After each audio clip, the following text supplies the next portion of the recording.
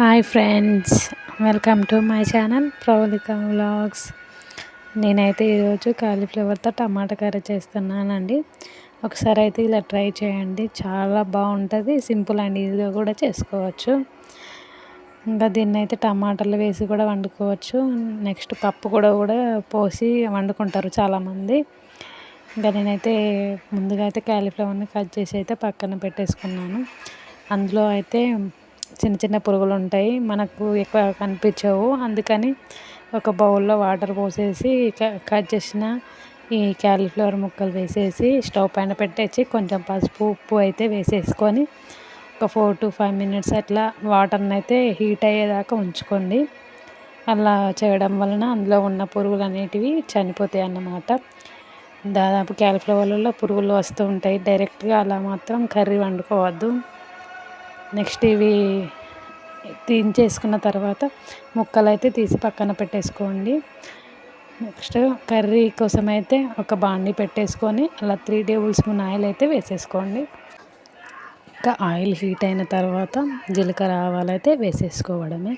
Next దీనికోసం అయితే ఒక మీడియం సైజ్ ఆనియన్ కట్ చేసుకున్నాను. అలాగే ఒక 5-6 పచ్చిమిర్చి కూడా కట్ చేసి అయితే పెట్టేసుకున్నాను. వాటిని కూడా అందులో వేసేసి అయితే ఫ్రై అయ్యే వరకు ఫ్రై చేయండి. ఒక 1 minute వరకు అయితే వీటిని అట్లా కలిపేసుకుంటూ ఫ్రై అవ్వనివ్వండి. ఇవి ఫ్రై అయిన తర్వాత ఇందులోనే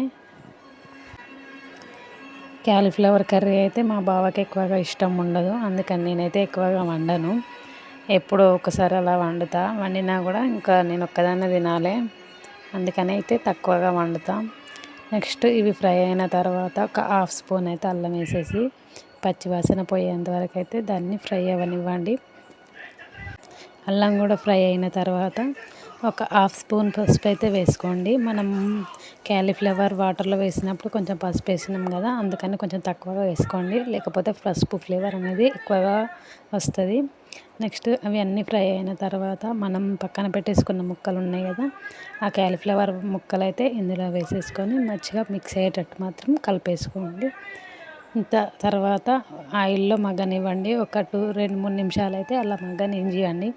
2-3 నిమిషాల తర్వాత చూడండి మంచి ఆయిల్లో అయితే మగ్గినాయి కదా. ఇంకా దీనికోసం అయితే ఒక 2-3 టమాటాలు అయితే కట్ చేసి అయితే పక్కన పెట్టేసుకున్నాం. వాటిని కూడా అందులో అయితే వేసేసి కలిపి వేసుకోవడమే.